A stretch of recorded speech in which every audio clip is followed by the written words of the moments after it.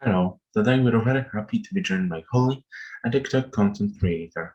On her social media, she describes and shows her experiences with Tourette's. So let's start.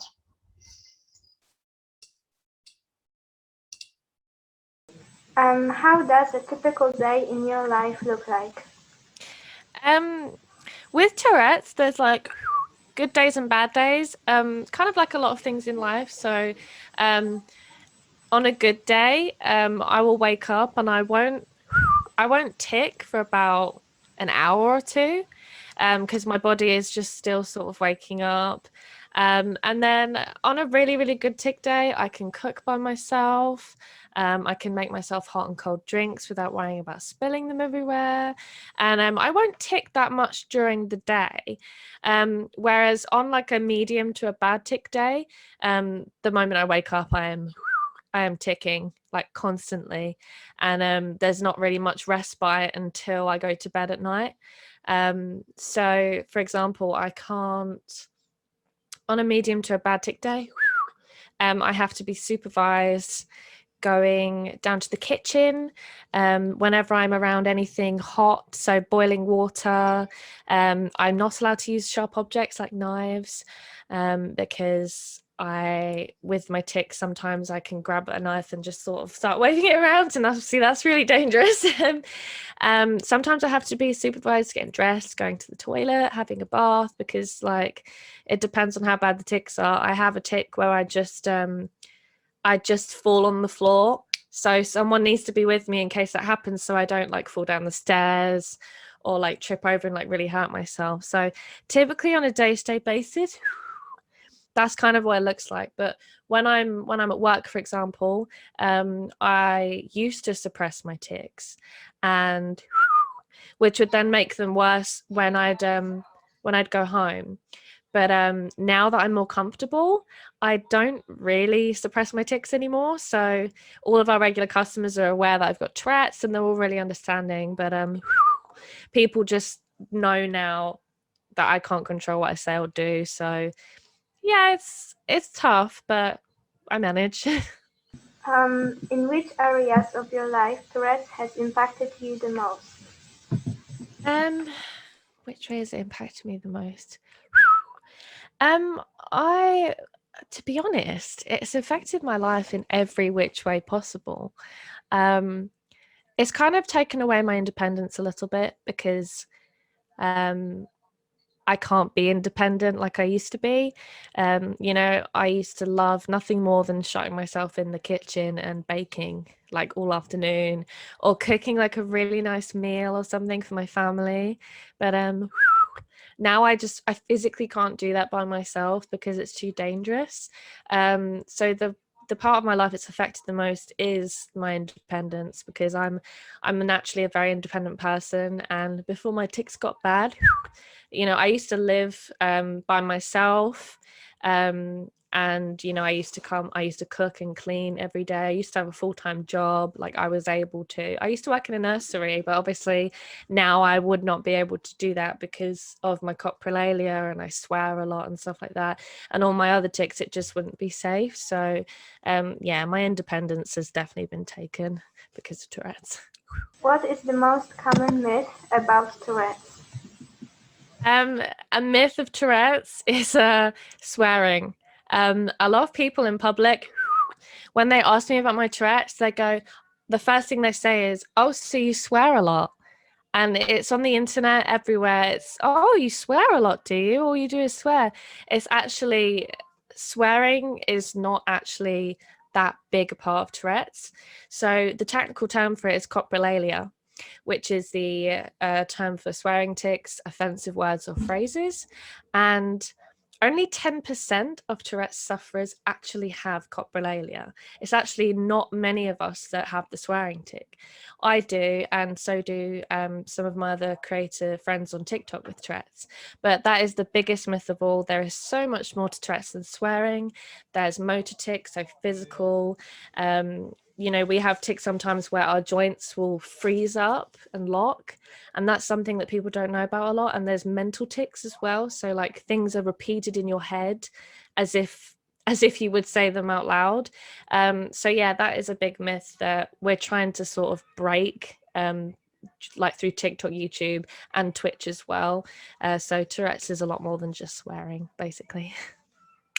What's your favorite and least favorite Tourette's representation in the media? Tourette's in the media, I mean, there isn't. The thing is, the sad thing about Tourette's in the media, I don't actually have a favorite representation because, there's things like South Park and like other TV programs that just outlay Tourette's as people uncontrollably swearing. So that is something that is still a problem in the Tourette's community. So at the minute, I don't have a favorite representation. We want the media to sort of portray us a little bit better so that the stigma behind Tourette syndrome is sort of diminished and everyone just doesn't assume that we just shout really offensive things all the time, because we don't. So yeah. Okay, so do you feel bothered by curiosity about your condition when people ask you about it or something like that? No, not at all. Whenever I'm at work and people come up to me and ask me questions, I prefer that, because otherwise I just kind of get stared at like a circus freak. So, I'll be in public, especially when I'm shopping. My tics are very, very loud because I get excited or I get overwhelmed. So my tics naturally increase. And when people come up to me and ask me questions like, oh, what's it like having Tourette's? Or what does it feel like to tic? Things like that. I love answering questions like that because it shows me that people actually want to learn about the condition, instead of just sort of laugh at it. So yeah, no, I'm happy for people to be curious. And I love it when people ask me questions. So yeah, no, I like people being curious outside. Have you ever been discriminated because of your illness? And if so, how did it look? Yes, I have been discriminated because of my Tourette's. Every day on the internet, you get people spreading hate. It's something that you kind of get used to the bigger you get online. That's fine. I mean, at first I was really upset by it, but people would say like, oh, you're faking it, or you're just doing it for the attention sort of thing. There was one time in public that I got discriminated against. I went to my local like garden shop and the staff members were really, really awful. They would crowd around in little pockets of people to sort of whisper and laugh at me, which made my tics worse, and it made me feel really awkward. There was one person in the shop that was really, really kind, but everyone else was really, really rude. And I remember I was getting served at the tills, and the people that were serving me were basically my age. And they were more or less laughing in my face because I was ticking, and it was just a really, really horrible experience. And we complained, nothing came of it, they never responded, but I've never been back because of it. And I've seen on their Facebook page that apparently they are very discriminative as a company, and people that can't wear masks for medical exemption reasons, they get like heckled at the door. Like, it's really not very good. So yeah, that's the only time in public I've been really, really, discriminated against, luckily. So yeah. What bothers you the most in others people's behavior towards you? The thing that bothers me the most is when people stare. Most people are quite nice when I'm out in public, but some people just sort of give me a weird look. It makes you feel uncomfortable, and it makes my tics worse because I'm feeling nervous, like I have to hide my condition. So yeah, it's definitely people staring or giving me like a weird glance that it's the thing that bothers me the most. And why did you decide to share your story on the internet? I chose to share my story online because I thought that maybe, well, it was actually my partner's idea. He suggested it, and at first I uploaded a few videos thinking, oh, this isn't going to go anywhere, and then suddenly one of my videos just blew up and I started to suddenly gain loads of followers, and I thought, you know what, I should start spreading awareness, because before my tics got really bad, I didn't know a lot about them myself. So I then had to completely learn my condition inside and out, so I could spread awareness and educate other people. And with that, that's kind of my goal, to change the stigma around Tourette's. And, you know, hopefully we can be in a place in however many years where people with Tourette's aren't stared at, they aren't, you know, called names and stuff like that, just like, you know, most other disabilities as well. We just want that stigma to kind of go away and for everyone to be accepted. So yeah, my goal is to just spread awareness and help people who don't have this condition to understand that it is really hard to live with, it's really debilitating, and that we genuinely can't control what we're saying or doing half the time. So to please kind of be patient. So, do you like to make people laugh, even if it's related to your condition? Yeah, I do. There are videos I make where the purpose of the video is to laugh. So like videos of me doing like baking and stuff, and videos where I'm like throwing stuff around and saying funny things. I want people to laugh. I really do. I love making people laugh in any way, shape, or form. The only times I don't appreciate people laughing is when I make a serious video. So if I make a video about hate comments, or if there's a video of me having a tic attack, those are the times where I say, no, please don't laugh at me, because that's not the purpose of the video. So I guess it's about reading the room. But on the upbeat videos, I'm happy for people to laugh with me. What's one of the things you'd like people to know about your illness?